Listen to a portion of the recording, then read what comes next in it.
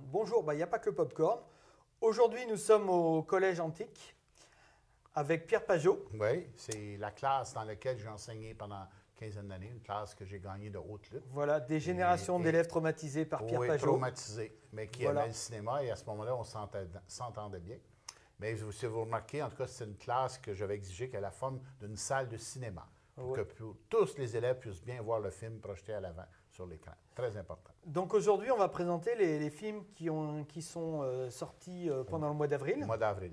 Donc on va faire la liste. Donc il y avait King's Speech, Le discours du roi. Oui, Rabbit Hole avec Nicole Kidman et un film avec Jim Carrey qui s'appelle I Love You, Philip Morris. Donc un film ensuite de Sofia Coppola, un film américain qui s'appelle Somewhere. Voilà. On va dire un mot. On va dire un petit mot, on va essayer de faire rapidement parce que pour finir, on a la chance aujourd'hui d'avoir Sophie Desmarais, l'actrice, une des actrices principales d'un curling, qui nous a fait le plaisir de venir faire une entrevue avec Pierre. OK.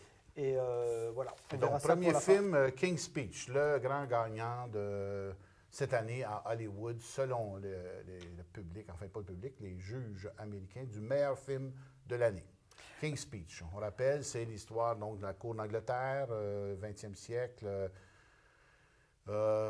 Un petit peu comme on a eu un film de Stephen Frears qui s'appelait The Queen. Oui, c'est vrai, on est dans le même esprit. On rentre dans l'intimité de la monarchie, de la reine d'Angleterre. Ouais. Là, on est directement dans The Queen, on avait Élisabeth II. Ici, c'est le duc de York. Voilà, c'est le père d'Élisabeth II, on voit la petite Élisabeth. Oui. Ça se passe entre deux guerres. Mais en 1930, vers 1930, puis on se rend évidemment à la fin, on termine avec des références directes à la guerre et au nazisme. Oui. Et donc, c'est ça. Et le drame du film, le sujet principal, c'est que ce cher Albert, qui va devenir roi, souffre de bégaiement. Oui. Et puisqu'il aura un poste important et puisqu'il devra faire des discours importants à la nation, il faut qu'il puisse s'exprimer parfaitement. Alors, il doit suivre des cours, des ateliers par un professeur un peu original, un peu farfelu, qui a des trucs bien à lui pour le guérir. Fait que c'est l'essentiel du récit. C'est vraiment assez mince, mais quand vous avez deux grands comédiens pour jouer à la fois l'orthophoniste Colin Firth et Geoffrey Rush, l'orthophoniste, ben là, on peut dire qu'on a peut-être Hollywood a été sensible aussi à la qualité très grande des deux interprètes. Voilà, principaux. et puis on peut dire aussi, ce qui est intéressant, c'est que Geoffrey Rush est un homme du peuple. Oui, c'est quand même un homme du peuple et il est confronté à éduquer je dirais, un roi. Et puis il y a cette confrontation sociale. Et j'ai trouvé ça assez intéressant. Mais il faut dire aussi que les Anglais n'ont pas la même approche des barrières sociales. C'est ça. C'est très britannique. Hein, parce que c'est upstairs, downstairs. C'est les classes sociales en Angleterre, c'est dans la même maison et tout ça.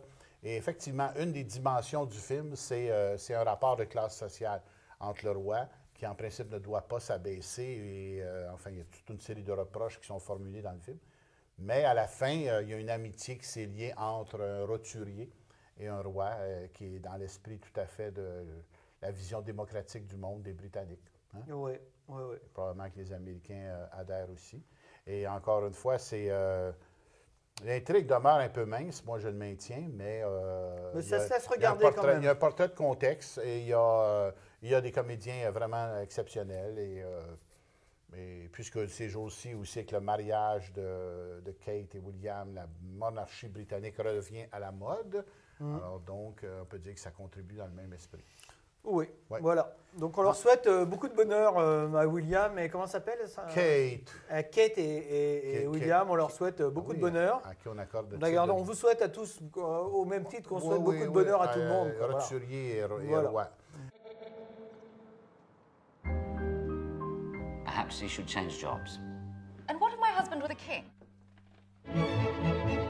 My husband has seen everyone. Insert them into your mouth. Enunciate. He hasn't seen me. I can cure your husband, but I need total trust. What was your earliest memory? I'm not here to discuss personal matters. Well, why are you here then? Because I bloody well stammer. Do you know any jokes? Timing isn't my strong suit. Your methods were unorthodox and controversial. Up comes your royal highness. It's actually quite good fun. Yes. feared. You're peculiar. I take that as a compliment. War with Germany will come, and we will need a king whom we can all stand behind. He's afraid of his own shadow. The nation believes that when I speak for them, but I can't speak. You could do it. You needn't be governed by fear. It'll be like mad King George the Stammerer. Get up, you can't sit there, get up! Why not? It's a chair. That is St. Edward's chair. People have carved their names on Listen it. to me! Listen to me! Why should I waste my time listening to you? Because I have a voice! Yes, you do.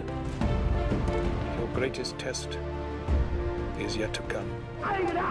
What's he say? I don't know, but he seems to be saying it rather well. Your first wartime speech. Broadcast to the nation and the world. This great time of crisis. However this turns out, I don't know how to thank him. Bertie, you're the bravest man I know. I intend to be a very good queen to a very great king. Forget everything else and just say it to me. Et donc, un film ensuite de Sofia Coppola, un film américain qui s'appelle Somewhere. Alors là, on rentre dans les coulisses d'Hollywood. Dans les coulisses d'Hollywood. On a un acteur... Comme il y avait déjà un peu dans son film précédent, Lost in Translation. Voilà, c'est exactement donc, un peu la même situation. Ouais. Un acteur qui est un petit peu à la dérive, quoi. Oui. Il cherche un sens à sa vie. Tout le film tourne autour de ce thème, on peut dire de la quête du sens. Est-ce qu'on peut donner du sens à une vie lorsqu'on est millionnaire et qu'on ne sait plus quoi faire, qu'on ne sait même plus comment dépenser son argent? Et le sens, enfin, il trouve un certain sens à sa vie à partir du moment où il doit s'occuper de sa fille. Il a eu une fille et donc il doit se redécouvrir père.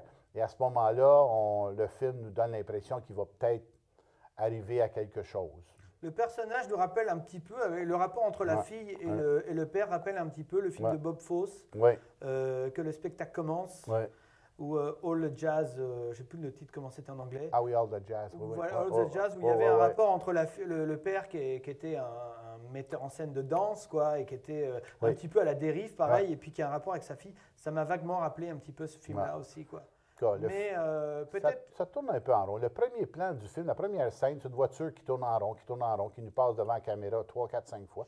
J'ai l'impression que c'est une voiture. Une Ferrari, monsieur. Oui, je sais, mais justement, on l'a dit, c'est pas un hasard sur une Ferrari, parce qu'on l'a dit tantôt, c'est un film sur la prison de la célébrité, sur les limites, encore une fois, d'être... On aurait pu mettre quelqu'un qui tourne en rond dans une Honda Civic. Non, mais lui, il a raison. Il tourne en rond dans une Ferrari. Toyota, Mais ce que le film montre, c'est qu'il est seul et qu'il y a une espèce de vide immense, encore une fois, quand tu es une star mondiale et que tu cherches un sens. C'est très probablement en partie autobiographique. Sofia Coppola étant la fille de Francis Ford, elle-même s'est retrouvée probablement avec son père à l'occasion dans les mêmes situations. Alors donc, elle sait de quoi elle parle lorsqu'elle parle de ce vide possible lorsque tu es riche et célèbre. Moi, je dirais que le film est beaucoup moins intéressant que Lost in Translation, d'une part parce que Scarlett Johansson est absente. Translation est un meilleur film indéniablement. Celui-ci, même s'il est auréolé du Grand Prix du Festival de Venise, si je devais me dire que la compétition ne devait pas être très forte à Venise l'an dernier, parce que vraiment, c'est un film que je considère assez vide finalement. On continue. Troisième film qui serait I Love You, Philip Morris. Alors voilà un film que j'ai beaucoup aimé. Carrey. Pour moi, c'est le meilleur film du mois d'avril. C'est une comédie. C'est une comédie, mais une comédie dramatique. C'est inspiré d'une histoire vraie. On arrive sur la fin, on s'aperçoit que c'est quand même dramatique, quoi. Mais c'est quand même extrêmement drôle. Ouais. C'est l'histoire d'un personnage qui, au début de sa vie, apprend qu'il est adopté. Ouais. Et puis, il est dans une famille bien prêchi-prêcha. Il est marié avec une femme qui lui qui font la prière le soir. C'est extrêmement drôle. Et puis, en fait, au bout d'un moment, on s'aperçoit que derrière cet homme très pieux, tout ça, il se cache. Il fait son coming out au début du film, ou à peu près. Voilà. Il dit, en fait, je dois reconnaître, je suis gay. Et à partir de ce moment-là, tout le film bascule parce qu'on a un Jim Carrey gay qui il devient transformationniste, si je peux dire, parce qu'il passe son temps de policier. Son premier métier, il devient à peu près, je ne sais pas combien de métiers. Toujours pour être le mensonge fait partie de sa vie. Son mensonge, sa vie commence dans le mensonge, puisqu'on lui a caché qu'il était